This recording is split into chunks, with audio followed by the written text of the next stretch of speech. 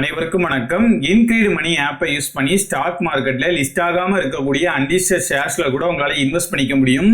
அதோட மட்டும் இல்லாம எஃப்டி, பாண்ட்ஸ், டிஜிட்டல் கோல்ட்ல இன்வெஸ்ட் பண்றதுக்கான ஆப்ஷனையும் ப்ரொவைட் பண்றதா சொல்லி ப்ரொமோட் பண்ணிட்டு வராங்க. இதை பத்திலாம் கேள்விப்படும் போது இந்த இன்கிரீட் மணி ஆப்பை நம்பலாமா, இவங்களை நம்பி இதுல இன்வெஸ்ட் பண்றது எல்லாமே சேஃப் தானான்னு சொல்லிட்டு இன்கிரீட் மணி ஆப்பை பத்தின கம்ப்ளீட்டான டீடைல்ஸ் தான் நான் இந்த வீடியோ மூலமா உங்க கூட ஷேர் பண்ணிக்க போறேன். ஃபர்ஸ்ட் ஆஃப் ஆல், இன்கிரீட் மணினா என்னன்னு சொல்லி பாத்தீங்கன்னா, இது ஒரு இன்வெஸ்ட்மெண்ட் பிளாட்ஃபார்ம். ஆனா நம்மள பல பேருக்கும் இன்கிரீட் அப்படின்னு சொன்னாலே லோன் ஆப் தான் ஞாபகம் வரும். சேம் அதே இன்கிரீட் குரூப் தான் 2023 ஓரோவெல்த் அப்படிங்கிற ஒரு கம்பெனியை அக்யூர் பண்ணியிருக்காங்க. அந்த ஓரோவெல்த் கம்பெனில இருந்து தான் இன்னைக்கு நம்ம பார்க்கக்கூடிய இன்கிரீட் மணி அப்படிங்கிற இந்த பிளாட்ஃபார்ம் வந்திருக்குது. 1,50,000க்கும் அதிகமான யூசர்ஸ் இந்த இன்கிரீட் மணி பிளாட்ஃபார்மை நம்பி 1,350 கோடிக்கும் அதிகமான பணத்தை இந்த பிளாட்ஃபார்ம்ல இன்வெஸ்ட் பண்ணியிருக்கிறதா சொல்லியிருக்காங்க. அதோட மட்டும் இல்லாம இங்க நீங்க இன்வெஸ்ட் பண்ணக்கூடிய எஃப்டிக்கு டிஏசிஜிசியோட இன்சூரன்ஸும் இருக்குது. இந்த டிஏசிஜிசி இன்சூரன்ஸ் மூலமா நீங்க எஃப்டில இன்வெஸ்ட் பண்ணிருக்கக்கூடிய பேங்க் திவாலே ஆனா கூட உங்களோட பணத்துல அதிகபட்சமா 5 லட்சம் ரூபாய் வரைக்கும் உங்களுக்கே திரும்ப கிடைச்சிரும். அதனால நீங்க எங்களை நம்பி இன்வெஸ்ட் பண்ணலாம்னு சொல்லியிருக்காங்க. பேங்க் எஃப்டிக்கு மட்டும் தான் இந்த டிஏசிஜிசியோட இன்சூரன்ஸ் அப்படிங்கிறது கவர் ஆகுமே தவிர என்பிஎஸ்சியோட எஃப்டில நீங்க இன்வெஸ்ட் பண்றதா இருந்துச்சுன்னா அப்போ உங்களுக்கு எந்த விதமான இன்சூரன்ஸும் கவர் ஆகாது. இந்த இன்சூரன்ஸ்லாம் இருக்கிறதுனால பேங்க் எஃப்டில இன்வெஸ்ட் பண்றது ஓரளவுக்கு சேஃபா இருந்தாலும் இவங்க அதிகமா ப்ரொமோட் பண்ணக்கூடிய அன்லிஸ்டட் ஷேர்ஸ்ல இன்வெஸ்ட் பண்றதுக்கு எந்த மாதிரியான சேஃப்டி எல்லாம் இவங்க கொடுக்குறாங்கன்னு சொல்லிட்டு இப்ப பார்க்கலாம். ஒரு கம்பெனி அதோட ஐபிஓ ஸ்டேஜுக்கு முன்னால இருக்கும்போது, அதாவது ஸ்டாக் மார்க்கெட்ல லிஸ்ட் ஆகிறதுக்கு முன்னாலேயே அதோட அன்லிஸ்டட் ஷேர்ஸ்ல உங்களால இந்த பிளாட்ஃபார்மை யூஸ் பண்ணி இன்வெஸ்ட் பண்ணிக்க முடியும். ஸ்டாக் மார்க்கெட்ல லிஸ்ட் ஆகாம இருக்கக்கூடிய எல்லா அன்லிஸ்டட் கம்பெனியோட ஷேர்ஸ்லயுமே இந்த மாதிரி நம்மளால இன்வெஸ்ட் பண்ண முடியுமான்னு சொல்லி கேட்டீங்கன்னா, ஒரு சில கம்பெனிஸ் மட்டும் தான் ரீட்டைல் இன்வெஸ்டர்ஸ் ஆன நம்மளையும் அவங்களோட கம்பெனில ப்ரீ ஐபிஓ ஸ்டேஜுக்கு முன்னாலேயே இன்வெஸ்ட் பண்றதுக்கான ஆப்ஷனை ப்ரொவைட் பண்றாங்க. இப்போதைக்கு விரல் விட்டு என்ற அளவுக்கான கம்பெனிஸ் மட்டும் தான் இந்த அன்லிஸ்டட் மார்க்கெட்ல இருக்காங்க. உங்களால மினிமம் 10,000 ரூபாயில இருந்து இந்த அன்லிஸ்டட் ஷேர்ஸ்ல இன்வெஸ்ட் பண்ணிக்க முடியும். ஒவ்வொரு ஸ்டாக்குக்குமே அதோட மினிமம் இன்வெஸ்ட்மெண்ட் குவான்டிட்டி அப்படிங்கிறத மென்ஷன் பண்ணியிருப்பாங்க. இது ஒரு சில ஸ்டாக்குக்கு மட்டும் மினிமம் இன்வெஸ்ட்மெண்ட் குவான்டிட்டி 1 ஷேர்னு சொல்லி மென்ஷன் பண்ணியிருப்பாங்க. இந்த மாதிரி இருக்கக்கூடிய ஸ்டாக்ல நீங்க இன்வெஸ்ட் பண்றதா இருந்துச்சுன்னா இந்த 10,000க்கு கம்மியான அமௌண்ட்ல இருந்தே இன்வெஸ்ட் பண்ணிக்க முடியும். நீங்க இப்படி இன்வெஸ்ட் பண்ணக்கூடிய ஷேர்ஸ் எல்லாமே உங்களோட டிமெட் அக்கௌண்ட்ல 3 பிசினஸ் டேஸ்க்குள்ள ரிஃப்ளெக்ட் ஆகிரும்னு சொல்லியிருக்காங்க. ஒரு சில ஸ்டாக்ஸுக்கு மட்டும் இதை விட அதிகமான டைம் ஆகலாம். அதனால நீங்க இன்வெஸ்ட் பண்ண போற ஸ்டாக்கோட டெலிவரி டேட் என்ன அப்படிங்கிறத செக் பண்ணிக்கோங்கன்னு சொல்லிட்டு இவங்க சொல்லியிருக்காங்க. நான் கேள்விப்பட்ட வரைக்குமே சிடிஎஸ்எல்ல இந்த ஷேர்ஸ் எல்லாமே காமிக்குது. ஆனா நம்ம டிமெட் அக்கௌண்ட் வச்சிருக்கக்கூடிய ஸ்டாக் புரோக்கரோட பிளாட்ஃபார்ம்ல இந்த ஷேர்ஸ் எதுவுமே காமிக்க மாட்டேங்குது அப்படிங்கிற மாதிரி நிறைய பேர் சொல்லியிருந்தாங்க. இந்த அன்லிஸ்டட் ஷேர்ஸோட பிரைஸை எப்படி ஃபிக்ஸ் பண்றாங்கன்னு சொல்லி கேட்டீங்கன்னா, இதை சப்ளை அண்ட் டிமாண்டை பொறுத்து தான் ஃபிக்ஸ் பண்றதா சொல்லியிருக்காங்க. அதோட மட்டும் இல்லாம இவங்கள மாதிரியே மார்க்கெட்ல அன்லிஸ்டட் ஷேர்ஸை விற்கக்கூடிய மற்ற புரோக்கர்ஸோட ரேட்டை பொறுத்தும் இவங்க ரேட்டை ஃபிக்ஸ் பண்றதா சொல்லியிருக்காங்க. ஸ்டாக் மார்க்கெட்ல ஆல்ரெடி லிஸ்ட் ஆகி ட்ரேட் ஆகிட்டு இருக்கக்கூடிய ஷேர்ஸ் மாதிரியே அந்த ஷேரை பத்தி ஏதாச்சும் ஒரு குட் நியூஸ் வந்துச்சு அப்படின்னா அதோட பிரைஸ் இன்க்ரீஸ் ஆகும். அந்த ஷேரை பத்தி ஏதாச்சும் ஒரு பேட் நியூஸ் வந்துச்சு அப்படின்னா அதோட பிரைஸ் டிக்ரீஸ் ஆகும் அப்படிங்கிறதையும் சொல்லியிருக்காங்க. அதோட மட்டும் இல்லாம இந்த ஷேர்ஸுக்குமே எல்லா விதமான டாக்ஸும் அப்ளிகபிள் ஆகும் அப்படிங்கிறதையும் மென்ஷன் பண்ணியிருக்காங்க. பொதுவா ஸ்டாக் புரோக்கர் எல்லாருமே எந்த ஸ்டாக்கை எப்போ வாங்கலாம் எப்போ விற்கலாம் அப்படிங்கிற சஜஷனை சொல்லுவாங்க.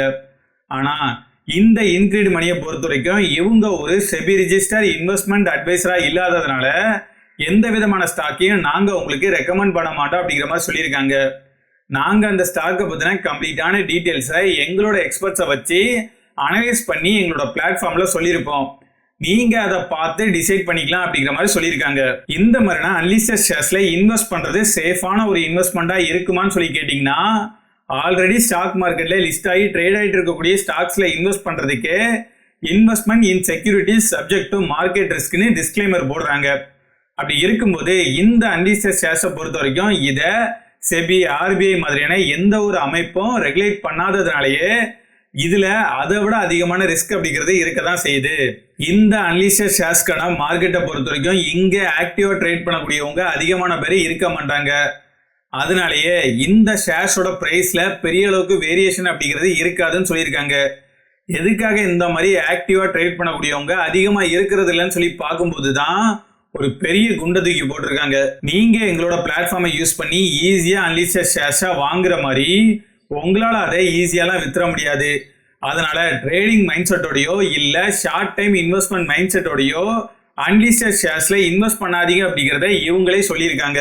நீங்க இன்வெஸ்ட் பண்ண போற அந்த அன்லிஸ்டட் ஷேரை ஒரு சில வருஷத்துக்காச்சும் உங்களால ஹோல்ட் பண்ண முடியும். அப்படி இல்லைன்னா அதோட ஐபிஓ லான்ச் ஆகிற வரைக்குமாச்சும் உங்களால ஹோல்ட் பண்ண முடியும் அப்படிங்கிற நம்பிக்கை உங்களுக்கு இருந்தா மட்டும் நீங்க இந்த அன்லிஸ்டட் ஷேர்ல இன்வெஸ்ட் பண்ணுங்க அப்படிங்கிற மாதிரி அவங்களே சொல்லியிருக்காங்க.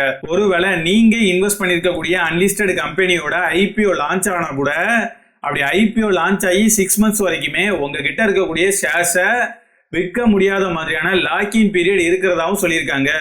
எப்போ ஒரு கம்பெனியோட ஐபிஓ லான்ச் ஆகும் அப்படிங்கிறதையும் ப்ரெடிக்ட் பண்றது சேலஞ்சிங்கான ஒரு விஷயம்.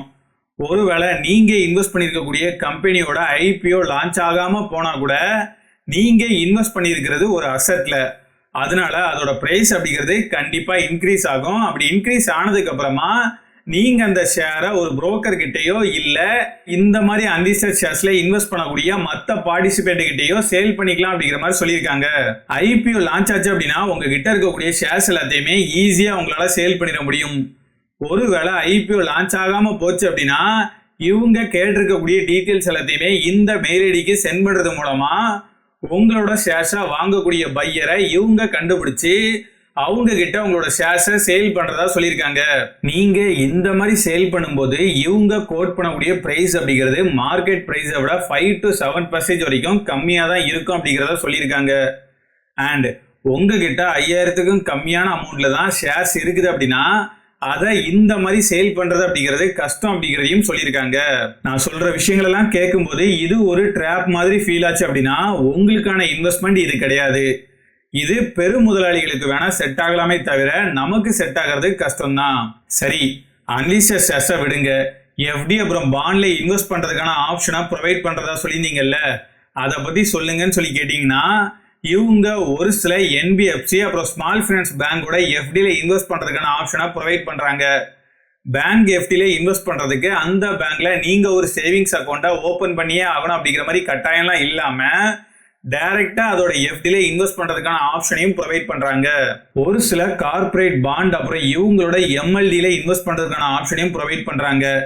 இது எல்லாத்துலயுமே நீங்க இன்வெஸ்ட்மெண்ட் பண்றதா இருந்துச்சுன்னா அதை இவங்களோட இன்னொரு பிளாட்ஃபார்ம் வழியா தான் இன்வெஸ்ட் பண்ற மாதிரி கொடுத்துருக்காங்க. அப்புறம் இந்த பிளாட்ஃபார்மை யூஸ் பண்ணியே 24 கேரட் டிஜிட்டல் கோல்ட்ல மினிமம் 10 ரூபாயில இருந்தே உங்களால இன்வெஸ்ட் பண்ணிக்க முடியும். நீங்க இன்வெஸ்ட் பண்ற டைம்ல கோல்டோட பிரைஸ் என்னவா இருக்குதோ அந்த லைவ் பிரைஸ்க்கே உங்களால இன்வெஸ்ட் பண்ணிக்க முடியும். அதோட மட்டும் இல்லாம இதுக்கு எந்த விதமான லாக்இன் பீரியடும் இல்லாததுனால உங்களுக்கு எப்ப வேணுமோ அப்போ நீங்க வச்சிருக்கக்கூடிய டிஜிட்டல் கோல்டை பிசிக்கலா மாத்தியும் ரெடீம் பண்ணிக்க முடியும். அப்புறம் ரெஃபர் பண்ணி ஏர்ன் பண்றதுக்கான ஆப்ஷனா கொடுத்துருக்காங்க. நீங்க உங்க ஃப்ரெண்டுக்கோ இல்ல தெரிஞ்சவங்களுக்கோ இந்த ஆப்பை பத்தி சொல்லி அவங்கள இந்த ஆப்ல உங்களோட ரெஃபரல் லிங்க் மூலமா ஒரு அக்கௌண்ட்டை கிரியேட் பண்ண வச்சீங்கன்னா அப்படி உங்க மூலமா இந்த ஆப்ல அக்கௌண்ட் கிரியேட் பண்ணவங்க ஃபர்ஸ்ட் டிரான்சாக்ஷனை சக்சஸ்ஃபுல்லா கம்ப்ளீட் பண்ணும்போது 200 ரூபாய் மதிப்பிலான அமேசான் வவுச்சரையும் அதோட சேர்த்து அவங்க டிரான்சாக்ஷன் பண்ணிருக்கக்கூடிய அமௌண்ட்ல 1%ஐயும் உங்களுக்கு கொடுக்கறதா சொல்லியிருக்காங்க. இவ்வளவு விஷயங்கள் இருந்தாலுமே நான் என்னோட ஒப்பீனியன் சொல்றேன். இவங்க அதிகமா அன்லிஸ்டட் ஷேர்ஸ்ல இன்வெஸ்ட் பண்றதை ப்ரொமோட் பண்றதுனால தான் நானுமே அதை பத்தி அதிகமா பேசியிருப்பேன். ஆனா எனக்கு இந்த மாதிரியான அன்லிஸ்டட் ஷேர்ஸ்ல இன்வெஸ்ட் பண்றதுல சுத்தமா நம்பிக்கை கிடையாது. ஆல்ரெடி ஸ்டாக் மார்க்கெட்ல லிஸ்ட் ஆகி ட்ரேட் ஆகிட்டு இருக்கக்கூடிய நல்ல நல்ல ஸ்டாக்ஸ்லாம் இருக்கும்போது அதெல்லாம் விட்டுட்டு இந்த மாதிரியான அன்லிஸ்டட் ஷேர்ஸ்ல இன்வெஸ்ட் பண்ணணுமா அப்படிங்கிறத நீங்களுமே ஒரு தடவை நல்லா யோசிச்சுக்கோங்க. அதோட மட்டும் இல்லாம இந்த பிளாட்ஃபார்மை யூஸ் பண்ணி ஈஸியா அன்லிஸ்டட் ஷேர்ஸை இன்வெஸ்ட் பண்ற மாதிரி உங்களால அந்த ஷேரை ஈஸியா சேல் பண்ணிடலாம் முடியாது அப்படிங்கிறத இவங்க மட்டும் இல்ல இந்த பிளாட்ஃபார்மை ஆல்ரெடி யூஸ் பண்ண நிறைய யூசர்ஸ் ரிவ்யூல மென்ஷன் பண்ணியிருக்காங்க. இதுக்கப்புறமாவும் நீங்க இந்த பிளாட்ஃபார்ம்ல இன்வெஸ்ட் பண்றதும் இன்வெஸ்ட் பண்ணாம இருக்கிறதும் உங்களோட விருப்பம் தான். கரெக்டா?